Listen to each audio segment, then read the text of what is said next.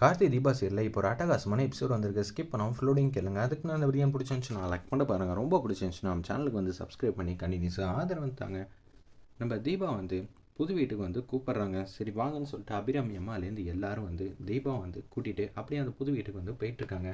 ஒரு பக்கம் கார்த்திகா வந்து யோசிச்சுட்டே இருக்காங்க. நம்ம ரம்யா அந்த சட்டையை வந்து கொடுத்துருக்காங்க. இதையே பற்றி யோசிச்சுட்டே இருக்காங்க. அந்த இடத்துல கார்த்திக், நீங்கள் வாங்கி கொடுத்த புடவை வந்து இது மாதிரி ஆயிடுச்சேன்னு சொல்லிட்டு நான் ரொம்ப கவலையில் இருந்தேன். ஆனால் நீங்கள் எனக்காக புடவை வாங்கி கொடுத்தீங்களே, அப்படி இருக்க சுச்சுவேஷனில் எனக்கு எவ்வளோ தெரியுமா வந்து மன மகிழ்ச்சியாக சந்தோஷமாக இருக்குன்னு நினச்சா இதில் வார்த்தையே இல்லை. உங்கள் சட்டை என் கூட இருக்கறனால நீங்களே என் கூட இருக்கீங்கன்னு எனக்கு ரொம்ப சந்தோஷமாக இருக்குன்னு ரம்யா ஒரு பக்கம் வந்து யோசிச்சுட்டு இருக்காங்க. புது வீட்டை வந்து பார்க்குறாங்க. அந்த இடத்துல நம்ம அபிராமி அம்மாவும் அருணாச்சலமும் அருணை வந்து வெகுவாக வந்து புகழ்கிறாங்க. என்னப்பா அருண், இப்படியே வீட்டை தலைகீழாக மாற்றிட்ட, இவ்வளோ புத்தம் புதுசாக ஆக்கிட்ட, எத்தனை லேபர் வச்சுருந்தாலும் உனக்கு ஸ்கில்ஃபுல்லாக வந்து இருந்தால் மட்டும்தான் இப்படியெல்லாம் லேபரெல்லாம் வேலை வாங்க முடியும் அப்படின்னு சொல்லி சந்தோஷமாக வந்து பேசுகிறாங்க. இதுக்கெல்லாம் தனித்திறமை தான். அருணும் கார்த்தி மாதிரி மிகப்பெரிய பிஸ்னஸ் மேனாக ஆக போகிறாங்கிற மாதிரி அந்த இடத்துல வந்து அருணை வந்து விட்டு கொடுக்காமல் பேசுகிறாங்க. இதை வந்து ரியா வந்து பார்த்து வைத்தறிச்சலில் இருக்காங்க. எல்லார்ட்டையும் பேசுகிறாங்க, ஆனால் என்கிட்டையும் என் புருஷன்கிட்டையும் மட்டும் பேசவே மாட்டேங்கிறாங்க. நான் தானடா இந்த வீட்டு மூத்த மருமக, அதுக்கான அங்கீகாரம் கொடுக்கவே மாட்டேங்கிறாங்களேன்னு சொல்லி வேதனையோடு இருக்காங்க. அந்த இடத்துல நம்ம ரியா, பால் காய்ச்சணுமா, நீங்கள் போய் பால் காய்ச்சுங்க அப்படின்னு சொல்கிறாங்க. நம்ம தீபா கிட்ட அப்பன்னு பார்த்து கடுப்பாயிட்டாங்க நம்ம ரியா. என்ன நினச்சிட்டு இருக்கீங்க அத்தை, நான் உங்களை அத்தைன்னு தானே கூப்பிட்றேன், நான் தான் இந்த வீட்டோட மூத்த மருமக. அப்படி இருக்க சுச்சுவேஷனில் நீங்கள் எனக்கு எதுவுமே அங்கீகாரம் கொடுக்க மாட்டேங்கிறீங்க. பால் காய்ச்சறதெல்லாம் மூத்த மருமக தானே பால் காய்ச்சணும், ஆனால் நீங்கள் ஏன் இது மாதிரிலாம் பண்ண மாட்டேங்கிறீங்க? எனக்கு மனசுக்கு எவ்வளோ தெரியுமா கஷ்டமாக இருக்குது, வேதனையோடு நான் இருக்கேன், அதை கொஞ்சமாவது நீங்கள் புரிஞ்சுக்கிறீங்களா அப்படின்னு சொல்லி உச்சகட்ட கோவத்தில் வந்து பேசுகிறாங்க நம்ம ரியா. ஓ, உனக்கு அந்த உரிமையெல்லாம் இருக்குன்னு நினைக்கிறியா? ஆமாம், என்கிட்டையும் பேச மாட்டேங்கிறீங்க, ஆனந்துக்கிட்டையும் பேச மாட்டேங்கிறீங்க. எனக்கு காரணத்தை சொன்னதுக்கப்புறம் தான் பால் காய்ச்சணும். வீட்டுக்கு வந்த நாளே இங்கே எவ்வளோ பிரச்சனையா? சரி, காரணத்தை சொல்கிறேன். ஒன்னாலையும் ஆனந்தனாலையும் நாங்கள் எவ்வளோ தெரியுமா அவமானத்தை வந்து சந்திச்சுக்கிட்டே இருக்கோம்.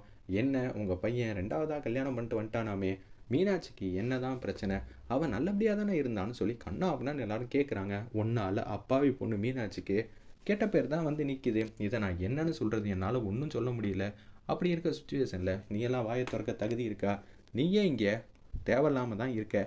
உனக்கு நான் அங்கீகாரம் வேற கொடுக்கணுமா? என்ன நினச்சிட்டு இருக்க? பேசாமல் நில்லு, அவ்வளோதான் உனக்கான மரியாதை கொடுக்க முடியும். மரியாதைலாம் நம்மளாம் வந்து கேட்டு வாங்கிக்கக்கூடாது, அதுவாக கிடைக்கணும் அப்படின்னு சொல்கிறாங்க. அந்த இடத்துல நம்ம அபிராமி அம்மா, ஏங்க சும்மானு இருக்கீங்களா? பால் காய்ச்சி ஐயரை வந்து வரத்துக்குள்ளே ஏகப்பட்ட வேலையெல்லாம் பார்க்கணும், இப்போன்னு பார்த்து பிரச்சனை பண்ணிகிட்டு இருக்கீங்க, சும்மானு இருங்க அப்படின்னு சொல்லி அருண் சொன்னனால அப்படியே தீபா மாட்டுங்க கிச்சனுக்கு வந்து போகிறாங்க. இது எல்லாத்தையும் வந்து மீனாட்சி வந்து வாசல்லேருந்து பார்த்துக்கிட்டு இருக்காங்க. அந்த இடத்துல மீனாட்சி பால் காய்ச்சி முடிச்சிடுறாங்க. அப்போன்னு பார்த்து கார்த்தி வந்து அப்படியே வந்துடுறாங்க. செம மாசா கெத்தாக இருந்தாருன்னே சொல்லலாம். அந்த இடத்துல ஐயரும் வந்துட்டாங்க. ஏன்பா அப்படின்னு சொல்லி அபிராமி அம்மா பேச்ச ஆரம்பிக்கிறாங்க. நீயும் தீபாவும் சேர்ந்து இந்த ஹோமத்தில் உட்காந்து ஃபங்க்ஷன் வந்து நல்லபடியாக வந்து ஆரம்பிச்சு விடுங்க. ஐயோ, என்னடா அது, கடைசி மருமகளுக்கு தான் எல்லா அங்கீகாரமும் கொடுப்பாங்களோ, கிராமத்துக்காரி நம்மளெல்லாம் வந்து ஜெயிக்கிறாளே, இதை நினச்சா எனக்கு ரொம்ப கேவலமாக இருக்குது. ஐஸ்வர்யாவையே வந்து தந்திரமான முறையில் இந்த வீட்டை விட்டு அனுப்பிச்சிட்டேன், ஆனால் இவ்வளோ அனுப்ப முடியாது போல இருக்கேங்கிற மாதிரி யோசிக்கிறாங்க.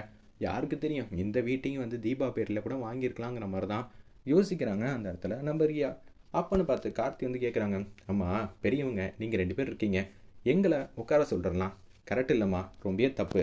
அதனால நீங்கள் தாம்மா உட்காரணும் ஃபங்க்ஷனில், எனக்கு ரொம்ப சந்தோஷமாக இருக்குமா, இதைத்தான் நாங்கள் வீட்டில் இருக்க எல்லாருமே விரும்புவோம் அப்படின்னு சொல்லும்போது, அதான் பசங்க ஆசைப்பட்றாங்களே, உட்கார் அபிராமின்னு சொன்னோன்னா உட்காடுறாங்க. 2 பேரும் வந்து மாலை வந்து மாற்றிக்கிறாங்க. நம்ம அபிராமி அம்மாவும் அருணாச்சலமும் ஒருத்தர் மாலையை மாற்றுற மாதிரி காட்டுறாங்க. இது எல்லாத்தையும் வந்து ஃபோட்டோலாம் எடுத்துக்கிட்டு ரொம்ப சந்தோஷமாக வந்து செலிப்ரேட் பண்ணுறாங்க. ஃபங்க்ஷன் வந்து நல்லபடியாக வந்து முடிஞ்சிடுச்சு போல இருக்குது.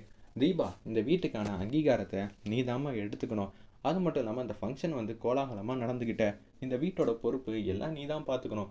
என்னத்தை எனக்கு எதுவுமே தரமாட்டீங்களான்னு ரியா வந்து வாய்விட்டே கேட்குறாங்க. நான் தான் சொன்னல, நீ எனக்கு பிடிச்சமான மருமகளாக இருந்தால் பரவாயில்ல, ஆனால் நீ தான் எனக்கு வேண்டாத மருமகளாக இருக்கியே. அப்படி இருக்கும்போது உனக்கெல்லாம் நான் பேசுகிறதே வேஸ்ட்டுன்னு நினைக்கிறேன். பேசாமல் ஓரம் இல்லை, எதுக்கு எடுத்தாலும் வந்து நான் இருக்கேன்னு சொல்கிறியே, அதுக்கேற்ற மாதிரி நடந்துக்கணும். மீனாட்சி கேட்டால் சரின்னு சொல்லி எல்லா பொறுப்பையும் கொடுக்கலாம், ஆனால் நீ எல்லாம் வந்து இந்த வீட்டிலலாம் பேசக்கூட தகுதி இல்லை. நீ எல்லாம் யார் முதல்ல அப்படின்னு சொல்லி உச்சக்கட்ட கோபத்தில் வந்து பேசுகிறாங்க நம்ம அபிராமியமாக. அந்த இடத்துல இனிமேட்டு பேசினா அடிச்சிருவாங்களோ, சரி நம்ம ஓரமாக நிற்போன்னு சொல்லி நம்ம ரியா வந்து பேசாமல் அமைதியாக நிற்கிற மாதிரி காட்டுறாங்க. அந்த இடத்துல அத்தை, என்னத்தை எல்லாத்துக்கும் எனக்கே வந்து கொடுக்குறீங்க, நான் என்னம்மா பண்ணுறது, மீனாட்சி கிட்ட வந்து கொடுக்கணும் நியாயப்படி. மீனாட்சி வந்து என்ன பண்ணுறா, அவள் எதுவுமே வந்து பேச மாட்டேங்கிறா, வீட்டுக்குள்ளேயே வர மாட்டேங்கிறா. கேட்டால் ஆனந்த் எப்போ தான் என்னை மன்னிச்சு ஏற்றுக்கிறாங்களோ அப்போ தான் நான் இந்த வீட்டுக்குள்ளேயே வருவேங்கிறா. இது எல்லாம் எப்போ நடக்கும்னு நினச்சாலே தலை சுற்றுது. இந்த வீட்டை பொறுத்தளவு நீ தான் வந்து எல்லாமே வந்து பெஸ்ட்டு. அப்படி இருக்க சூழ்நிலை நீ தான் நல்லபடியாக பார்த்துக்கணும். சாயங்காலம் வந்து ஃபங்க்ஷன் வந்து வைக்க போகிறாங்க. அப்படி இருக்க சூழ்நிலை நீ என்ன பண்ணுறனா, என்ன கிஃப்டெல்லாம் ஒருத்தர் வாங்குனீங்களான்னு சொல்லி அபிராமி அம்மா வந்து கேட்குறாங்க. அந்த இடத்துல கிஃப்டா இனிமேட்டு தான் வாங்கணும். ஏய் என்னடா சொல்லிக்கிட்டு இருக்க, உன் மனைவிக்கு நீ என்ன கிஃப்ட் கொடுக்குறேன்னு நம்ம தீபாவுக்கு தெரியக்கூடாது. தீபா உன் ஹஸ்பண்டுக்கு நீ என்ன கிஃப்ட் கொடுக்குறேன்னு கார்த்திக் வந்து தெரியக்கூடாதுன்னு சொல்லிட்டு அந்த இடத்துல வந்து யோசிக்கிறாங்க. இதை கேட்டவங்க வந்து ரொம்ப சந்தோஷப்படுறாங்க. அந்த இடத்துல நம்ம தீபாவும் நம்ம கார்த்தியும் சரிம்மா நீங்கள் சொன்ன மாதிரியே சூப்பரான கிஃப்ட் வந்து வாங்கிக்கிறேன் அப்படின்னு சொல்கிறாங்க. டேய் கிஃப்ட் வாங்குற வரைக்கும் ஒருத்தர் பேசிக்கூடாதுரா, சரியா அப்படின்னு சொல்லிடுறாங்க. டேய் நான் கிஃப்ட்டை மட்டும்தான் பேசிக்கூடாதுன்னு சொன்னேன், மற்றதெல்லாம் எதுவும் சொல்லவே இல்லை அப்படின்னு சொல்லி காமெடி பண்ணிகிட்டு இருக்காங்க. அந்த இடத்துல சரிம்மா சரிம்மா அப்படின்னு சொல்லிட்டு இருக்காங்க. நம்ம கார்த்தியும் தீபாவும் செம மாசாக இருந்துச்சுன்னே சொல்லலாம். அபிராமி அம்மா வந்து நாளடைவில் ரொம்பவே வந்து மாறிட்டாங்க. ஒத்துமொத்த பொறுப்பையும் வந்து தீபாகிட்டே வந்து கொத்து சாவி வந்து கொடுக்குறாங்க. அந்த இடத்துல இதை பார்த்தோன்னு வந்து ரியாவனால் ஒன்றுமே பண்ண முடியல. என்னடா சுச்சுவேஷன் இது, இந்த சுச்சுவேஷனை எப்படா ஹேண்டில் பண்ணுறது, இந்த வீட்டுக்கு வந்தால் எல்லாத்தையும் வந்து பார்க்க முடியுது ஆனால் எதுவுமே வந்து அனுபவிக்க முடியல, சொத்தெல்லாம் நமக்கு கிடைக்கவே கிடைக்காதா, அப்புறம் எப்படி ஆனந்துக்கிட்டேருந்து நம்ம பேரில் வந்து எல்லா சொத்தையும் மாற்றுறது, ஒன்றுமே புரியலைங்கிற மாதிரி ரியா வந்து யோசிச்சுட்டு இருக்காங்க. ஒட்டுமொத்த சொத்தையும் நம்ம கார்த்திக்கிட்டையும் குடும்பத்தோட வீட்டு பொறுப்பு எல்லாத்தையும் தீபாகிட்டையும் கொடுக்குறாங்க. அந்த இடத்துல அபிராமி அம்மா வேற லெவலில் மாசா இருந்துச்சுன்னே சொல்லலாம்.